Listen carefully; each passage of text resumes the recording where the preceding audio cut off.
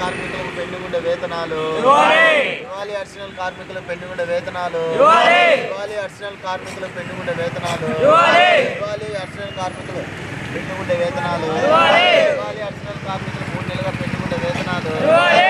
Additional వేతనాలు ఇవ్వాలి. Additional కార్మికులు 3 నెలల వేతనాలు ఇవ్వాలి. అడిషనల్ కార్మికులు 3 నెలల వేతనాలు ఇవ్వాలి. అడిషనల్ కార్మికులు 3 నెలల వేతనాలు ఇవ్వాలి.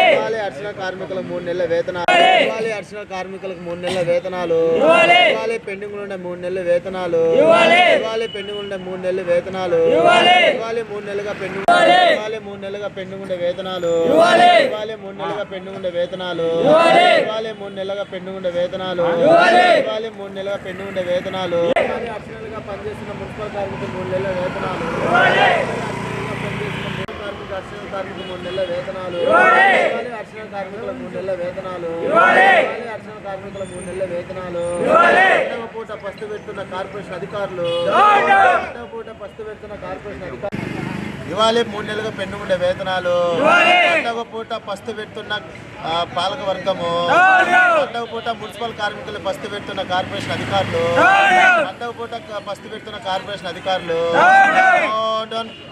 పాలక వర్గము ఇవాళ పెండింగ్ ఉండే వేతనాలు రెండవ పూట మున్సిపల్ కార్మికులు ఇబ్బంది పెడుతున్న మున్సిపల్ అధికారులు ప్రతి సంవత్సరం పండుగ పూట జీతాలు ఆపిన మున్సిపల్ అధికారులు కార్పొరేషన్ అధికారులు పాలక వర్గము పండుగ పూట పస్తు పెడుతున్న కార్పొరేషన్ అధికారులు పెండింగ్ ఉండే వేతనాలు పెండింగ్ ఉండే వేతనాలు పెండింగ్ ఉండే వేతనాలు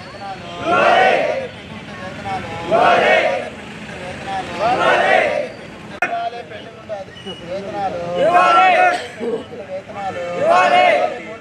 ఉండే వేతనాలు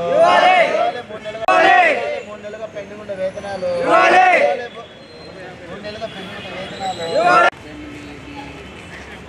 అడిషనల్ వర్కర్స్కి 3 మంత్స్ నుంచి రావాల్సింది స్టాండింగ్ అందులో పెట్టే విధంగా ఆమోదించారు. స్టాండింగ్ అందులో పెట్టడానికి పెట్టిన తర్వాత అందులో ఆమోదించిన వెంటనే మేము పెట్టడానికి అవకాశం ఉంటుందన్నమాట.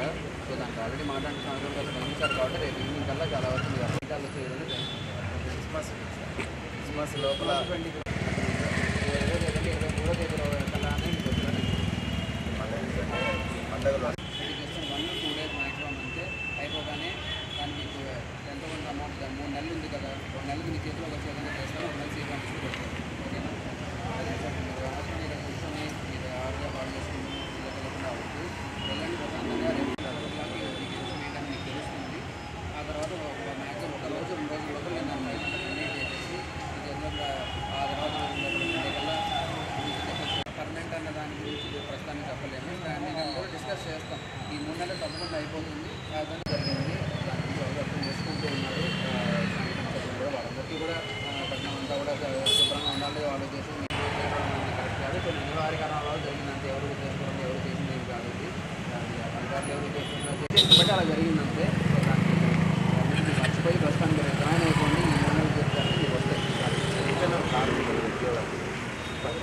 అవన్నీ మీకు ఆల్రెడీ పెట్టారు. మీకు ఫైల్ వచ్చిన వాటి దగ్గర మా దగ్గర పెళ్లి లేదు చూసుకుంటే అయిపోతుంది. సరేనా?